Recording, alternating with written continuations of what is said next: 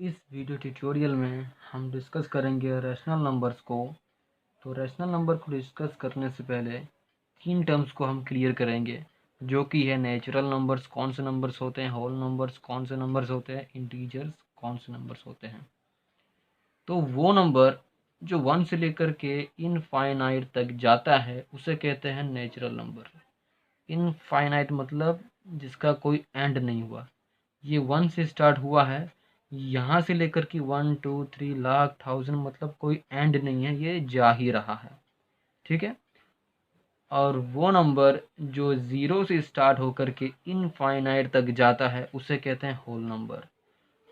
और number line में जितने भी नेगेटिव, पॉजिटिव इंक्लूडिंग 0, इन सभी नंबर्स को हम इंटीजर्स कहते हैं।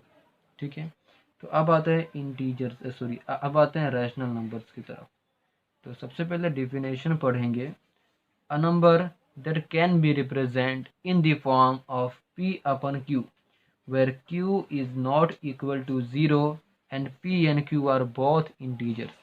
डिफिनेशन में कह रहा है कि एक नंबर जिसको हम p अपन q के फॉर्म में रिप्रेजेंट कर सकें, और जो q यहाँ पे q का मतलब होता है डिनोमिनेटर। तो जो डिनोमिनेटर है वो 0 के इक्वल नहीं होना चाहिए, और जो p और q है दोनों ही इंटीजर्स होने चाहिए। ठीक है। अगर किसी भी नंबर में ये तीन कंडीशंस होते हैं तो उसे हम रैशनल नंबर्स कहेंगे। अभी यहाँ पे कुछ एग्जांपल्स देखते हैं। जैसे 2 अपन में 3, ये भी एक रैशनल नंबर हुआ। क्यों? क्योंकि ये p अपन q के फॉर्म में है, और जो 3 है मतलब जो डिनोमिनेटर है q मतलब वो 0 के इक्वल नहीं है, और p और q मतलब 2 और 3 ये दोनों ही इंटीजर्स हैं। तो ये एक रैशनल नंबर हुआ। दूसरा एग्जांपल लेते हैं,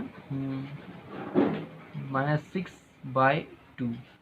अब -6 और 2 दोनों ही इंटीजर्स हैं, और 2 जो है वो 0 के इक्वल भी नहीं है, और दोनों ही p अपन q के फॉर्म में, तो ये भी एक इंटीजर्स हुआ। ठीक है। मतलब जो नंबर p अपन q के फॉर्म में होगा और q 0 के इक्वल नहीं होगा, और p एंड q दोनों ही इंटीजर्स होंगे, तो उसे हम लोग रैशनल नंबर्स कहेंगे, जो कि ऐसे नंबर्स होते हैं। ठीक है।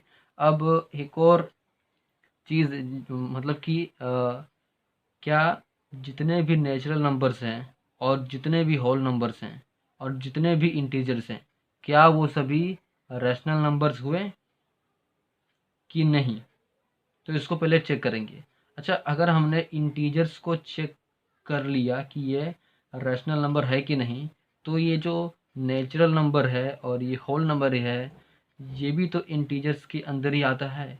अगर इंटीजर रैशनल नंबर होगा तो नेचुरल नंबर भी और होल नंबर भी, ये दोनों ही रैशनल नंबर्स होंगे। ठीक है। चलो एक बार चेक करते हैं। अभी हम लोग यहाँ से इंटीजर्स को उठाते हैं।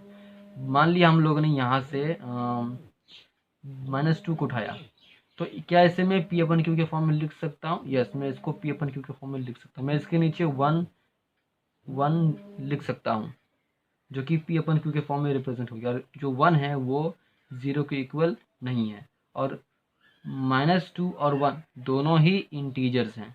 ठीक है। तो मतलब क्या कि जितने भी नेचुरल नंबर हो गए और जितने भी होल नंबर हो गए और जितने भी इंटीजर्स हो गए, वो सभी रैशनल नंबर्स हो गए। ठीक है। तो आई होप आपको जो रैशनल नंबर का कॉन्सेप्ट है वो बिल्कुल क्लियर हो चुका होगा। तो फिर मैं मिलता हूँ आपसे अगली वीडियो में। तब तक के लिए कीप वॉचिंग, कीप लर्निंग।